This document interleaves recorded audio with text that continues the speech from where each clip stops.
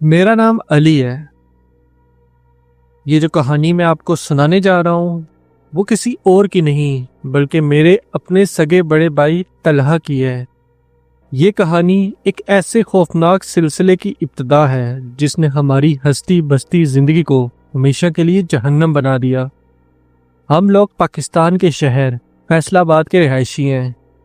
یہ اس وقت کی بات ہے جب ہمارے خوابوں میں بھی نہیں تھا کہ آنے والا وقت ہم پر کیا قیامت ڈھانے والا ہے۔ میرے والد صاحب ایک نہایت محنتی اور نرم دل انسان ہیں۔ فیصل آباد میں کپڑوں کی ایک بڑی فیکٹری کے مالک تھے۔ ان کا کاروبار دن دگنی رات چگنی ترقی کر رہا تھا۔ اس فیکٹری کی بنیاد میرے ابو اور میرے چاچو جو ان کے چھوٹے بھائی تھے دونوں نے مل کر رکھی تھی۔ ان دونوں نے اپنی جوانی کے بہترین سال اس کام کو دیے تھے۔ ایک چھوٹی سی دکان سے لے کر ایک بڑی فیکٹری کھڑی کر دی تھی جس کا نام شہر کے بڑے کاروباری اداروں میں لیا جاتا تھا۔ ہم لوگ مالی طور پر بہت مستحکم تھے اور ہماری زندگی میں کسی چیز کی بھی کمی نہیں تھی۔ فیکٹری کے امور ابو اور چاچو اور میرا بڑے بھائی طلحہ تینوں مل کر دیکھتے تھے۔ بھائی نے جیسے ہی اپنی تعلیم مکمل کی انہوں نے بھی فوراً ابو کا ہاتھ بٹانا شروع کر دیا۔ ان کے آنے سے فیکٹری کے کام میں مزید بہتری آئی تھی۔ ابو ہم دونوں بھائیوں سے بے پناہ محبت کرتے تھے۔ ان کی سب سے بڑی خوبی یہ تھی کہ انہوں نے کبھی بھی اپنی مرضی ہم پر تھوپنے کی کوشش نہیں کی۔ وہ اکثر ہمیں اپنے پاس بٹھا کر سمجھایا کرتے تھے۔ وہ کہتے تھے، بیٹا زندگی تمہاری ہے، اس کے فیصلے بھی تم نے خود کرنے ہیں، لیکن بس ایک بات کا خیال ہمیشہ رکھنا، کبھی بھی کوئی ایسا قدم مت اٹھانا جس سے گھر کی عزت پر حرف آئے یا میرا سر شرم سے جھک جائے۔ ان کی یہ بات ہم دونوں بھائیوں نے اپنے دل اور دماغ میں نقش کر لی تھی۔ طلحہ بھائی گھر کا بڑا بیٹا ہونے کی وجہ سے ابو کے کچھ خاص ہی لاڈلے تھے۔ ابو طلحہ بھائی کی کہی ہوئی کوئی بھی بات نہیں ٹالتے تھے اور ان پر بہت زیادہ فخر کرتے تھے۔ اس خوفناک کہانی کی ابتدا ہمارے بچپن سے ہوئی۔ جب طلحہ بھائی پیدا ہوئے تو چاچو جو اس وقت بے اولاد تھے انہوں نے ابو سے کہا، بھائی صاحب اگر اللہ نے مجھے بیٹی دی تو اس کا رشتہ میں آپ کے بیٹے سے کروں گا۔ اس وقت میری امی نے تو خوشی خوشی اس بات کو قبول کر لیا تھا، لیکن ابو خاموش رہے۔ انہوں نے نہ ہاں میں سر ہلایا نہ ہی نہ میں۔ ان کی اس خاموشی کو چاچو اور چاچی سمیت سب گھر والوں نے ان کی رضامندی سمجھ لیا۔ تقریباً 2 سال بعد اللہ نے چاچو کو بھی بیٹے کی رحمت سے نوازا جس کا نام صبا رکھا گیا۔ بچپن سے ہی ہمارے کانوں میں یہ بات ڈال دی گئی تھی۔ خاص طور پر چاچی اس بات کا ذکر بار بار کیا کرتی تھیں۔ انہوں نے طلحہ بھائی اور صبا دونوں کے ذہن میں یہ بات بٹھا دی تھی کہ وہ ایک دوسرے کے لیے ہی بنے ہیں۔ وقت پر لگا کر اڑتا چلا گیا۔ ہمارے اور چاچو کی فیملی کے ایک دوسرے کے گھر آنا جانا بہت تھا۔ ہم ایک ہی گھر کے 2 حصوں کی طرح تھے۔ صبا اور طلحہ بھائی دونوں دیکھتے ہی دیکھتے جوان ہو گئے۔ پھر وہ دن بھی آ ہی گیا جس نے ہماری زندگی کا سکون برباد کرنا تھا۔ بھائی اپنی پڑھائی مکمل کر کے باقاعدہ فیکٹری جانے لگے تھے۔ ایک دن فیکٹری میں کام کے دوران چاچو نے ابو سے بات چھیڑی۔ انہوں نے کہا، بھائی صاحب اب بچے بڑے ہو گئے ہیں، طلحہ بھی ماشاءاللہ سے کام سنبھالنے لگا ہے، میں چاہتا ہوں کہ اب ہم طلحہ اور صبا کی شادی کر دیں، وقت سے یہ فرض پورا ہو جائے تو بہتر ہے۔ ابو ان کی بات سن کر ایک لمبی سوچ میں پڑ گئے۔ ان کے چہرے پر عجیب سے تاثرات تھے، جیسے وہ اس بات سے خوش نہ ہو۔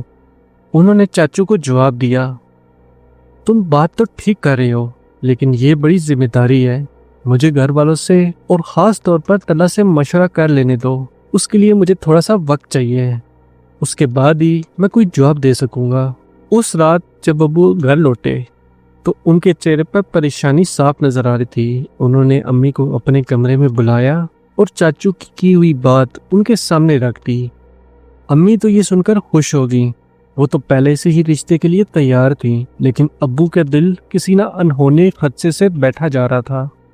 انہوں نے امی سے کہا، میرا دل نہیں مان رہا کہ میں طلحہ کی شادی صبا سے کروں، پتہ نہیں کیوں لیکن مجھے عجیب سا وہم ہو رہا ہے۔ امی ان کی بات سن کر حیران ہوئی اور بولی، آپ عجیب وہم کر رہے ہیں، دونوں بچے ایک دوسرے کو بچپن سے جانتے ہیں اور یہ بھی جانتے ہیں کہ ان کا رشتہ طے شدہ ہے۔ بھلا طلحہ کو کیا اعتراض ہو سکتا ہے؟ مگر ابو مطمئن نہ ہوئے۔ انہوں نے دو ٹوک الفاظ میں فیصلہ سنا دیا، کچھ بھی ہو میں طلحہ کی مرضی کے خلاف یہ قدم ہرگز نہیں اٹھاؤں گا۔ اگر وہ راضی ہوا تب یہ شادی ہوگی، ورنہ نہیں۔ ابو اپنے اس فیصلے پر قائم تھے اور انہوں نے اپنے دل کی تسلی کے لیے خود طلحہ بھائی سے اس سلسلے میں بات کرنے کا ارادہ کر لیا۔ انہیں کیا خبر تھی کہ ان کا یہ ایک فیصلہ جو انہوں نے اپنی اولاد کی خوشی کے لیے کیا تھا، ہمارے خاندان کو تباہی کے ایک ایسے سفر پر لا کھڑا کرے گا جہاں سے واپسی کا کوئی راستہ نہیں تھا۔ کچھ دن ایک عجیب سی خاموشی اور بوجھ میں گزرے۔ ابو کے چہرے پر پریشانی اور چاچو سے کیے گئے وعدے کا بوجھ صاف نظر آ رہا تھا۔ وہ صحیح وقت کا انتظار کر رہے تھے کہ وہ طلحہ بھائی سے اس نازک مسئلے پر بات کر سکے۔ آخر کار ایک رات کھانے کے بعد جب میں اور امی ٹی وی دیکھنے میں مصروف تھے، ابو نے بھائی کو اشارہ کر کے اپنے کمرے میں بلوایا۔ مجھے اندازہ ہو گیا تھا کہ آج وہ فیصلہ کن بات ہونی ہے جس پر ہمارے خاندان کے مستقبل ٹکا ہوا تھا۔ میں نے ٹی وی کی آواز کم کر دی، لیکن ان کے کمرے سے کوئی اونچی آواز نہیں آئی۔ تقریباً آدھے گھنٹے بعد جب طلحہ بھائی کمرے سے باہر نکلے تو ان کا چہرہ سنجیدہ تھا لیکن پرسکون تھا۔ ان کے پیچھے ابو بھی باہر آ گئے۔ ان کے چہرے پر بھی ایک ہی وقت میں اطمینان اور گہری تشویش کا تاثر تھا۔ امی نے بے چینی سے پوچھا، کیا بات ہوئی؟ مان گیا ہے نہ طلحہ؟ ابو نے ایک گہری سانس لی اور صوفے پر بیٹھ گئے۔ طلحہ بھائی بھی ان کے پاس ہی خاموشی سے بیٹھ گئے۔ ابو نے امی کو بتایا، طلحہ اس رشتے کے لیے راضی نہیں ہے۔ یہ سننا تھا کہ امی ایک دم غصے سے اٹھ کھڑی ہوئی اور بولی، راضی کیوں نہیں ہے؟ آخر کمی کیا ہے صبا میں؟ بچپن سے منگنی طے ہے، اب یہ انکار کر رہا ہے، لوگ کیا کہیں گے؟ اس لڑکی کے دل پر کیا گزرے گی؟ امی نے ایک ہی سانس میں یہ سارے سوال کر دیے۔ اس سے پہلے کہ ابو کچھ کہتے، طلحہ بھائی نے بہت آہستہ اور اداب سے امی کو جواب دیا، امی، صبا بہت اچھی لڑکی ہے، اس میں کوئی کمی نہیں ہے، لیکن وہ میرے مزاج کی نہیں ہے۔ ہماری سوچ اور زندگی گزارنے کا طریقوں میں زمین آسمان کا فرق ہے۔ امی نے کہا، یہ کیا مزاج کی بات لے آئے ہو؟ امی کا غصہ کم نہیں ہو رہا تھا۔ بھائی نے انہیں سمجھانے کی کوشش، امی آپ تو جانتی ہیں میں کیسا ہوں، مجھے خاموشی پسند ہے، میں زیادہ بات چیت نہیں کرتا، جبکہ صبا کو گھومنا پھرنا، لوگوں سے ملنا جلنا پسند ہے۔ وہ بہت جذباتی ہے اور میں ہر فیصلہ سوچ سمجھ کر کرتا ہوں۔ میاں بیوی کے درمیان اگر انڈرسٹینڈنگ نہ ہو تو رشتہ بوجھ بن جاتا ہے اور ایسے رشتے ایک نہ ایک دن ٹوٹ ہی جاتا ہے۔ میں اسے دھوکہ نہیں دینا چاہتا، یہ صرف زبانی بات تھی جو بچپن میں ہوئی، کوئی نکاح تو نہیں ہوا تھا، اس لیے بہتر یہی ہے کہ چاچو اس کے لیے کوئی بہتر لڑکا ڈھونڈ کر اس کی شادی کر دے جو اسے سمجھ سکے۔ ابو نے بھائی کی بات کو آگے بڑھاتے ہوئے کہا، یہ ٹھیک کہہ رہا ہے، میں نے اسے سمجھانے کی کوشش کی لیکن اس کی باتوں میں دم ہے، ہم زبردستی کر کے دونوں کی زندگی برباد نہیں کر سکتے۔ ابو دل سے تو خود بھی رشتے کے خلاف تھے، اس لیے بھائی کے انکار نے انہیں اندر سے ایک قسم کا سکون دیا تھا، لیکن اب ان کے سامنے سب سے بڑا مسئلہ یہ تھا کہ وہ اپنے چھوٹے بھائی یعنی کہ چاچو کو جواب کیسے دیں گے۔ امی کچھ دیر تک بھائی سے ناراض رہیں، لیکن آخر ماں تھیں، اپنی اولاد کی خوشی کے آگے انہوں نے بھی ہتھیار ڈال دیے۔ 2 دن بعد وہ منحوس دن آ ہی گیا۔ ابو اور امی نے مل کر فیصلہ کیا کہ وہ خود جا کر چاچو اور چاچی سے معذرت کریں گے۔ تقریباً 2 گھنٹے بعد جب وہ واپس لوٹے تو گھر میں ایک قبرستان جیسی خاموشی چھا گئی۔ امی کی آنکھیں رونے کی وجہ سے سوج چکی تھیں اور ابو کا چہرہ غصے اور افسوس سے سرخ ہو رہا تھا۔ انہوں نے بتایا کہ جیسے ہی انہوں نے انکار کی بات کی، چاچو کے گھر میں ایک کوہرام مچ گیا۔ چاچو غصے سے آگ بگولا ہو گئے۔ انہوں نے ابو پر وعدہ خلافی کا الزام لگایا۔ چاچی نے رو رو کر برا حال کر لیا۔ چاچو چیخ کر کہہ رہے تھے، پورے خاندان کو پتہ ہے کہ صبا طلحہ کے نام پر ہے، اب ہم لوگوں کو کیا منہ دکھائیں گے؟ ہماری عزت مٹی میں ملا دی تم لوگوں نے۔ انہوں نے یہ بھی بتایا کہ صبا طلحہ سے بے پناہ محبت کرتی ہے اور اس کے لیے یہ صدمہ برداشت کرنا ناممکن ہوگا۔ بہت بحث ہوئی، تلخ کلامی ہوئی، لیکن جب ابو نے واضح کر دیا کہ طلحہ کسی صورت نہیں مانے گا تو چاچو نے ایک بات کہی کہ آج سے آپ کا اور ہمارا کوئی رشتہ نہیں۔ اس دن کے بعد ہماری زندگی بدلنا شروع ہو گئی۔ چاچو نے فیکٹری آنا کم کر دیا۔ جب آتے بھی تو ان کا رویہ انتہائی سرد ہوتا۔ وہ ابو سے یا بھائی سے ضرورت کے علاوہ کوئی بات نہیں کرتے تھے۔ ان کی آنکھوں میں ہمارے لیے نفرت صاف دکھائی دیتی تھی۔ اور پھر ٹھیک 2 مہینے کے اندر انہوں نے اپنا سارا سرمایہ اور حصہ فیکٹری سے نکال لیا اور ہم سے کاروباری طور پر بھی الگ ہو گئے۔ ایک چھت کے نیچے شروع ہونے والا کاروبار 2 ٹکڑوں میں بنٹ چکا تھا۔ رشتہ ٹوٹنے کے بعد چاچو کے گھر والوں نے ہم سے ہر قسم کا رابطہ ختم کر دیا۔ امی نے کئی بار کوشش کی کہ چاچی سے بات کر کے صلح کی کوئی صورت نکالیں، لیکن چاچی نے ہمیشہ انکار ہی کیا۔ پھر آہستہ آہستہ طلحہ بھائی بدلنے لگے۔ شروع میں تو ہم نے سوچا کہ شاید کاروبار کے الگ ہونے اور خاندان میں لڑائی کی وجہ سے وہ ٹینشن میں ہیں، لیکن ان کی حالت دن بدن عجیب ہوتی جا رہی تھی۔ وہ جو کبھی سب سے ہنس کر بات کیا کرتے تھے اب ہر وقت الجھے اور غصے میں رہنے لگے۔ چھوٹی چھوٹی بات پر ایسے بھڑک اٹھتے جیسے کوئی بہت بڑا حادثہ ہو گیا ہو۔ ایک دن کا واقعہ ہے، مجھے اچھی طرح یاد ہے۔ محلے کا ایک چھوٹا بچہ اپنی سائیکل چلاتے ہوئے غلطی سے بھائی کی کھڑی ہوئی بائک سے ٹکرا گیا۔ بائک پر ایک معمولی سی خراش آئی، لیکن بھائی نے اس معصوم بچے کو بازو سے پکڑ کر کھینچا اور اس کے منہ پر ایک زوردار تھپڑ مار دیا۔ بچہ روتا ہوا بھاگ گیا۔ میں ان کا یہ روپ دیکھ کر عجیب سی وحشت محسوس کر رہا تھا۔ یہ وہ طلحہ بھائی نہیں تھے جسے میں بچپن سے جانتا تھا۔ ان کی حالت صرف غصے تک محدود نہیں رہی۔ انہوں نے گھر دیر سے آنا شروع کر دیا۔ جب ابو پوچھتے تو وہ کہتے فیکٹری میں کام بہت بڑھ گیا ہے، اسی وجہ سے لیٹ آتا ہوں۔ لیکن ایک رات جب وہ باہر سے دیر سے گھر آئے تو میں نے انہیں دروازے پر کھڑے دیکھا۔ ان کے ہاتھ دروازے کے ہینڈل پر تھے، لیکن وہ اندر نہیں جا رہے تھے، جیسے کسی اندیکھی چیز سے ڈر رہے ہوں۔ میں نے پاس جا کر پوچھا بھائی سب ٹھیک تو ہے؟ انہوں نے چونک کر مجھے دیکھا۔ ان کی آنکھوں میں عجیب سا خوف تھا۔ دھیمی آواز میں بولے پتہ نہیں کیوں لیکن مجھے اپنے ہی گھر میں داخل ہوتے ہوئے گھٹن ہوتی ہے۔ ایسے لگتا ہے جیسے کوئی اندر میرا انتظار کر رہا ہے۔ مجھے اپنے گھر سے خوف آنے لگا ہے۔ ان کی یہ بات سن کر میرے پاؤں تلے سے زمین نکل گئی۔ یہ وہم نہیں ہو سکتا تھا۔ ہم سب ان کی اس بدلتی حالت پر شدید پریشان ہو چکے تھے۔ امی نے ان کا صدقہ دیا، منتیں مانگی، لیکن کوئی فرق نہیں پڑا۔ پھر امی اور ابو نے فیصلہ کیا کہ ان کی شادی کر دینی چاہیے، شاید زندگی میں کسی کے آنے سے وہ بہتر ہو جائیں۔ ہم نے ان کے لیے رشتہ ڈھونڈنا شروع کر دیا، لیکن یہاں سے ہماری آزمائش کا ایک نیا دور اور وحشت ناک باب شروع ہوا۔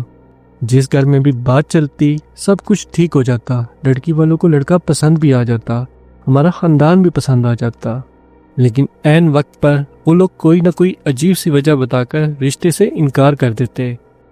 ہر انکار ہمارے دلوں پر ایک نیا زخم کی طرح لگتا اور طلحہ بھائی کو مزید خاموش اور ٹوٹتا ہوا چھوڑ جاتا۔ ہم سمجھ نہیں پا رہے تھے کہ یہ سب کیا ہو رہا ہے۔ ہماری خوشحال زندگی پر اچانک کس کی نظر لگ گئی ہے۔ ہر طرف سے مایوسی اور پریشانی نے ہمیں گھیر لیا تھا، اور ہم اس بات سے بالکل بے خبر تھے کہ یہ تو صرف اس تباہی کی ابتدا ہے جو ہماری زندگی کو ہمیشہ کے لیے برباد کرنے والی تھی۔ خوف کے سائے اب ہمارے گھر کی دیواروں کے اندر داخل ہو چکے تھے۔ ہر طرف سے مایوسی اور پریشانی کے اندھیرے ہمیں نگل رہے تھے۔ طلحہ بھائی کی بگڑتی ہوئی حالت، کاروبار میں آنے والی مشکلات اور رشتوں کا ایک کے بعد ایک ٹوٹنا، ایسے لگتا تھا جیسے ہماری زندگی پر مصیبتوں کا پہاڑ ٹوٹ پڑا ہو۔ ہم ہر دن ایک نئے خوف اور ایک اندیکھے دشمن کے وہم کے ساتھ گزارتے تھے۔ پھر انہی تاریک دنوں میں امید کی ایک ہلکی سی کرن نظر آئی، ایک ایسی کرن جسے ہم نے اپنی نجات سمجھ لیا تھا، لیکن ہم یہ نہیں جانتے تھے کہ یہ امید طوفان سے پہلے آنے کی خاموشی ہے۔ ہمارے محلے میں ایک خاندان رہتا تھا، نہایت شریف اور دیندار لوگ تھے۔ ان کی ایک بیٹی تھی جس کا نام ہینا تھا۔ وہ اکثر ہمارے گھر آتی جاتی رہتی تھی۔ وہ بچپن سے ہی طلحہ بھائی کو پسند کرتی تھی، لیکن اس نے کبھی اپنی اس پسند کا اظہار نہیں کیا تھا۔ اس نے شاید طلحہ بھائی کی بدلتی حالت اور ہمارے گھر پر چھائے پریشانی کے بادل محسوس کر لیے تھے۔ ایک دن ہمارے لیے بالکل غیر متوقع طور پر हिना के वालिदा हमारे घर आईं। अम्मी ने उन्हें बिठाया, चाय पानी का पूछा। कुछ देर इधर उधर की बातों के बाद उन्होंने अचानक वो बात कह दी जिसकी हम तवक्को भी नहीं कर सकते थे। उन्होंने अम्मी से कहा, मैं जानती हूँ आप लोग आजकल परेशान हैं। मैंने अपनी बेटी हिना की आंखों में तला बेटे के लिए फिक्र देखी है। वो उसे बहुत पसंद करती है। अगर आपको इतराज ना हो तो मैं अपनी बेटी का रिश्ता आपके बेटे के लिए देना चाहती हूँ। ये सुनकर अम्मी की आंखों में हैरत और खुशी के आंसू आ गए। एक ज़माना था जब लोग घर रिश्ता लेने के लिए तरसते थे, और एक आज का दिन था जब हर कोई मुंह मोड़ रहा था। ऐसे में किसी का खुद चलकर आना किसी मौजूद से कम नहीं था। अम्मी ने उनका शुक्रिया अदा किया और कहा कि वो हम सब से मशवरा करके जवाब देंगी। उस रात घर का माहौल काफ़ी अरसे बाद खुशगवार था। अब्बू के चेहरे पर भी एक अरसे बाद मुस्कुराहट आई थी। जब तला भाई से इस बारे में पूछा गया तो उन्होंने भी हैरत अंगेज तौर पर फौरन हाँ कर दी। शायद वो भी इस घुटन भरी जिंदगी से निकलना चाहते थे। एक हफ्ते के अंदर अंदर दोनों खानदान की रजामंदी से घर में एक छोटी सी तकरीब मुनक्कद की गई और तला भाई और हिना की मंगनी होगी। ये फैसला हुआ कि शादी अगले साल की जाएगी ताकि इस अरसे में भाई की तबीयत भी संभल जाए और हमारे कारोबार के हालात भी बेहतर हो जाएं। उस दिन ऐसे लगा जैसे हमारे घर से मनहूसियत के साए छट गए हों। लेकिन ये खुशी, ये सुकून सिर्फ चंद दिनों का मेहमान था। मंगनी के बाद 2 महीने गुजरे थे। इस अरसे में भाई की तबीयत में वाकई कुछ बेहतरी नजर आई थी। वो हिना से फ़ोन पर बात भी किया करते थे और कभी कभी फैक्ट्री भी चले जाया करते थे।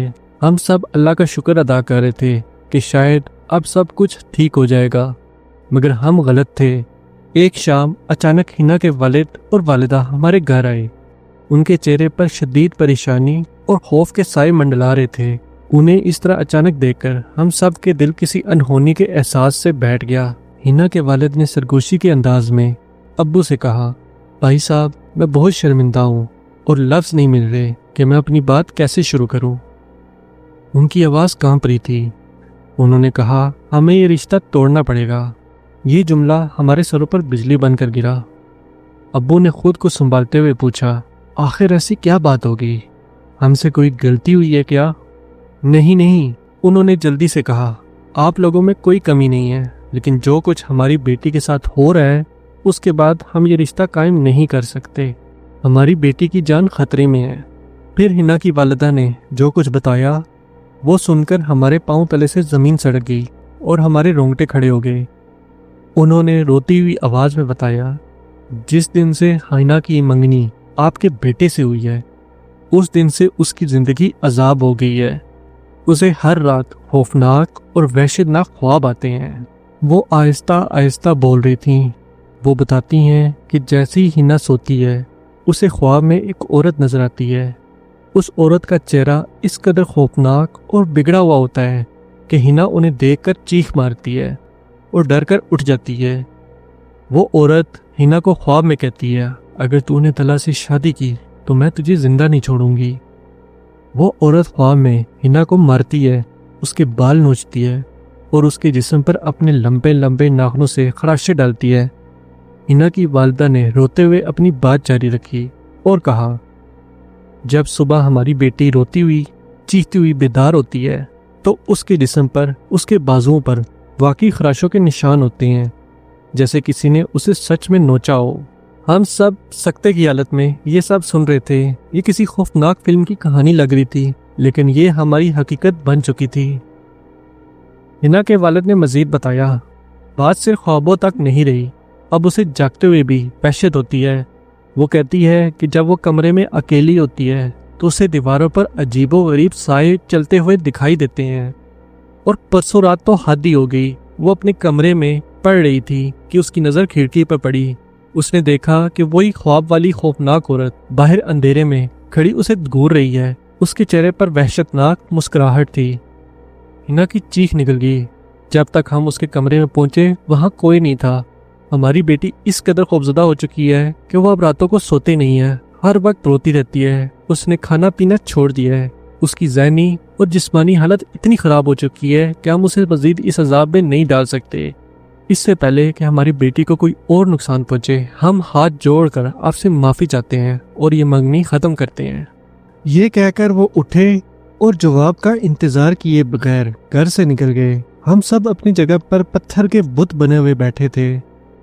کمرے میں ایک ایسی وحشتناک خاموشی چھا گئی تھی جو قبرستان کی خاموشی سے بھی زیادہ بھیانک تھی۔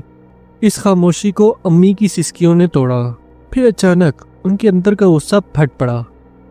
وہ چیخ کر بولی، یہ سب ان کا کیا دھرا ہے، میرے دیور اور دیورانی کا۔ انہوں نے ہمارے بیٹے پر کوئی کالا جادو کروایا ہے۔ ان سے اپنے بھائی کی خوشی برداشت نہیں ہوئی۔ انہوں نے بدلہ لینے کے لیے ہماری زندگی کو جہنم بنا دیا ہے۔ ابو نے انہیں چپ کروانے کی کوشش کی۔ ان کا اپنا دل بھی یہی کہہ رہا تھا، لیکن وہ اب بھی اس حقیقت کو تسلیم کرنے سے ڈر رہے تھے۔ انہوں نے امی سے کہا، ایسا مت کہو، یہ اللہ کی طرف سے آزمائش ہے، انشاءاللہ سب ٹھیک ہو جائے گا۔ لیکن اس واقعے کے بعد کچھ بھی ٹھیک نہیں ہوا۔ طلحہ بھائی جو ذرا سنبھلنے لگے تھے، اس منگنی کے ٹوٹنے کے بعد پوری طرح سے ٹوٹ گئے۔ ان کے اندر جینے کی ساری امنگ ختم ہو گئی۔ اب وہ پوری طرح خاموش ہو گئے تھے، نہ کسی سے بات کرتے تھے، نہ کسی کی بات کا جواب دیتے تھے۔ انہوں نے فیکٹری جانا بالکل بند کر دیا اور خود کو اپنے کمرے میں قید کر لیا۔ وہ بس سارا دن بستر پر پڑے اپنی چھت کو گھورتے رہتے تھے۔ ادھر فیکٹری کے حالات تیزی سے بگڑنے لگے۔ بھائی کے نہ آنے سے سارا بوجھ ابو پر آ گیا تھا، جو پہلے ہی پریشانیوں کی وجہ سے آدھے ہو چکے تھے۔ ایک بڑے کلائنٹ کا پروجیکٹ جس پر ہماری فیکٹری کا بہت زیادہ انحصار تھا، اچانک کینسل ہو گیا۔ ہمیں لاکھوں کا نقصان ہوا۔ فیکٹری اب منافع کے بجائے مسلسل خسارے میں جانے لگی۔ ان سب پریشانیوں نے ابو کی صحت پر بھی اثر ڈالنا شروع کر دیا۔ انہیں ہائی بلڈ پریشر کا مسئلہ شروع ہو گیا، اور وہ جو کبھی صبر کا پہاڑ تھے اب چھوٹی چھوٹی باتوں پر غصہ کرنے لگے تھے۔ گھر کا ماحول اس قدر بوجھل اور خوفزدہ ہو چکا تھا کہ سانس لینا بھی دشوار لگتا تھا۔ اور پھر ایک رات وہ واقعہ ہوا جس نے ابو کا شک یقین میں بدل دیا۔ رات کا وقت تھا، میں اور ابو کسی کام سے باہر گئے ہوئے تھے۔ گھر پر امی اکیلی تھیں۔ وہ بتاتی ہیں کہ وہ کچن میں رات کے کھانا تیار کر رہی تھیں کہ اچانک انہیں ٹی وی لاؤنج سے کسی کے زور زور سے ہنسنے کی آواز آئی۔ وہ ہنسی معمولی نہیں تھی، وہ ایک ایسی ہنسی تھی جس میں وحشت اور تکبر تھا جو کسی انسان کی لگ ہی نہیں رہی تھی۔ امی یہ سوچ کر حیران ہوئی کہ اس وقت گھر میں کوئی نہیں ہے۔ ان کا دل زور زور سے دھڑکنے لگا۔ ڈرتے ڈرتے انہوں نے کچن سے باہر جھانکا تو ٹی وی لاؤنج پہ اندھیرا تھا اور وہاں کوئی بھی نہیں تھا۔ ان کا دل مزید خوف سے بھر گیا۔ وہ فوراً واپس کچن کی طرف مڑی کہ لائٹ جلا کر ہمیں فون کریں، لیکن جیسے ہی وہ کچن کے دروازے پر پہنچی ان کی آنکھوں کے سامنے ایک دھماکہ ہوا۔ کچن کے چولہے سے آگ کا ایک شعلہ لپکا اور دیکھتے ہی دیکھتے پورا کچن میں آگ پھیل گئی۔ آگ اتنی تیزی سے پھیلی جیسے کسی نے وہاں پیٹرول چھڑک دیا ہو۔ امی نے چیخ ماری اور پیچھے ہٹ گئیں۔ ان کی آنکھوں کے سامنے ہمارا پورا کچن جل کر راکھ ہو گیا۔ ہر چیز، ہر برتن، ہر کیبنٹ، سب کچھ سیاہ کوئلے میں بدل گیا۔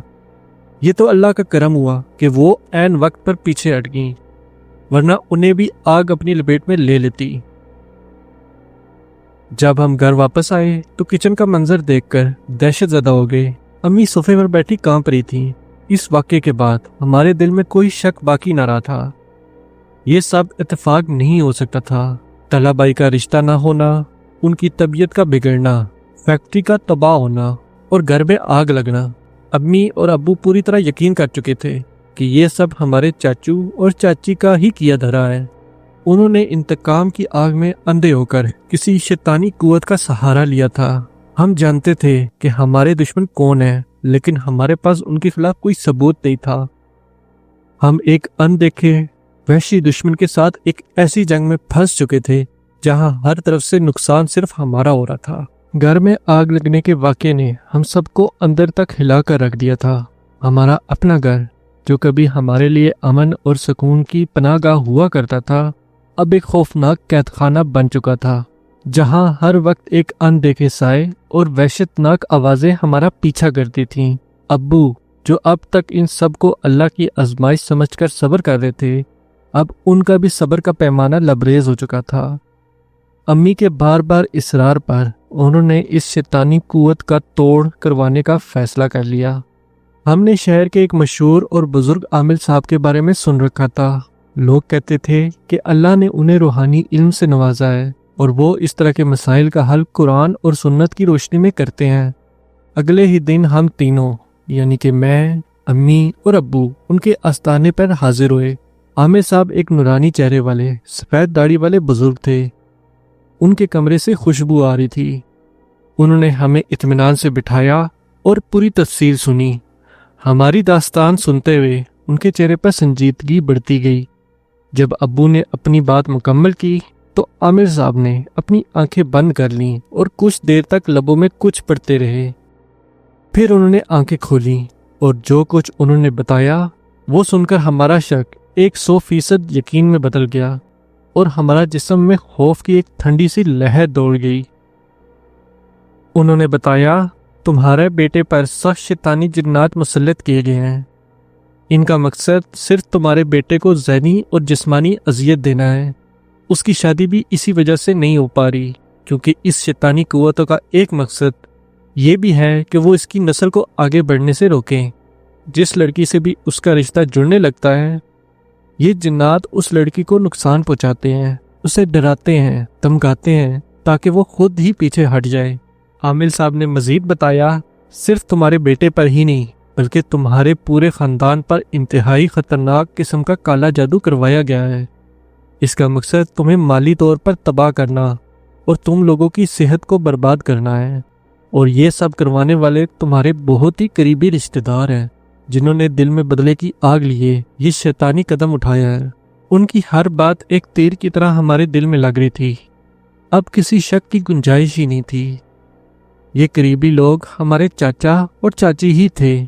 ہم نے جب عامل صاحب سے اس کا توڑ پوچھا تو انہوں نے بتایا کہ اس کا علاج وقت لے گا لیکن یہ ناممکن نہیں ہے۔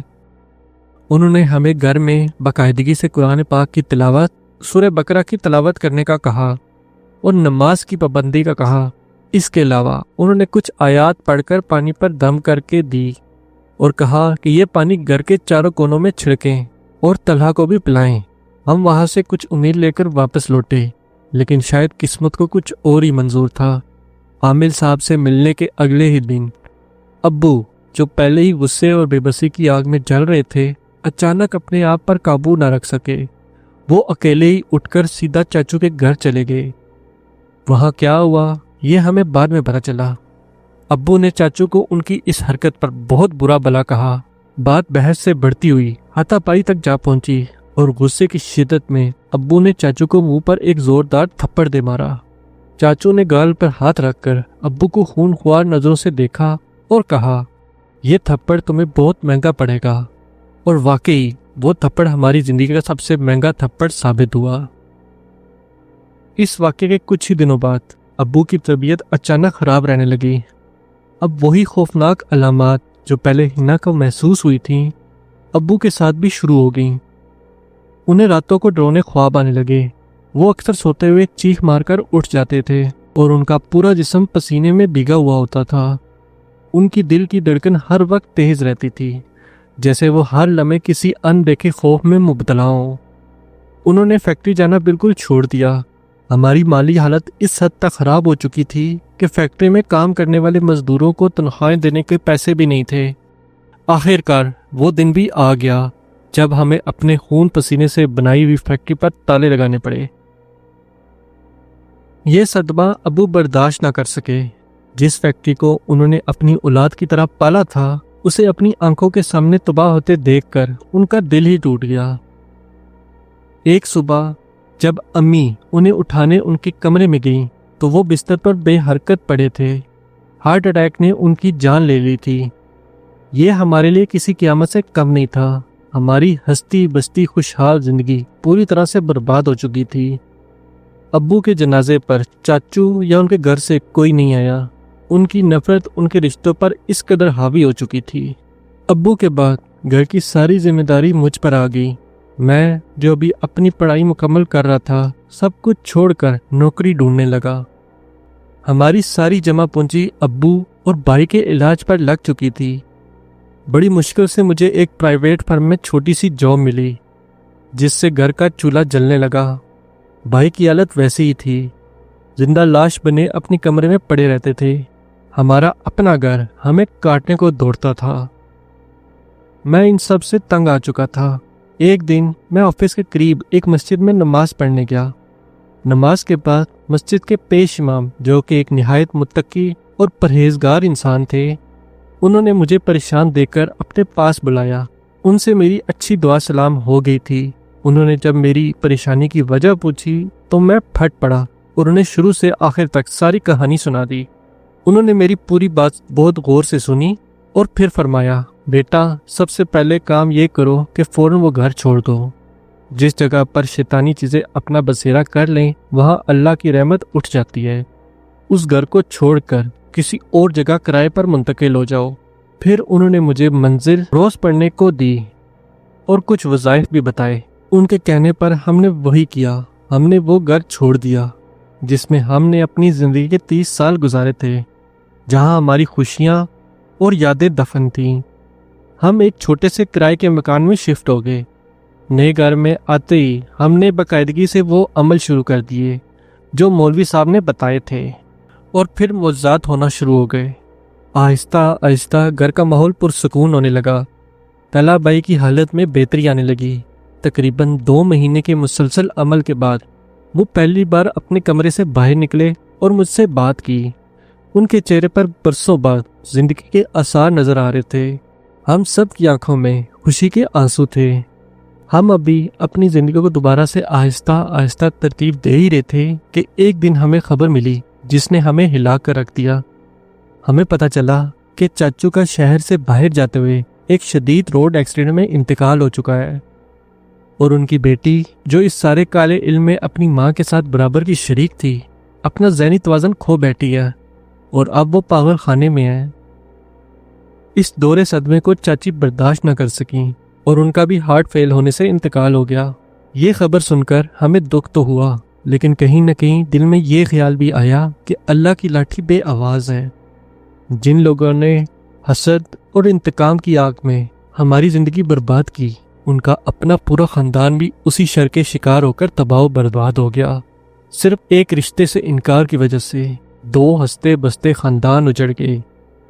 3 لوگوں کی موت ہو گئی، ایک لڑکی پاگل ہو گئی، اور ہم مالی طور پر برباد ہو کر رہ گئے۔ ہماری زندگی پہلے جیسے تو کبھی نہیں ہو سکتی، لیکن اللہ کا شکر تھا کہ اس خوفناک عذاب سے ہمیں نجات مل چکی تھی۔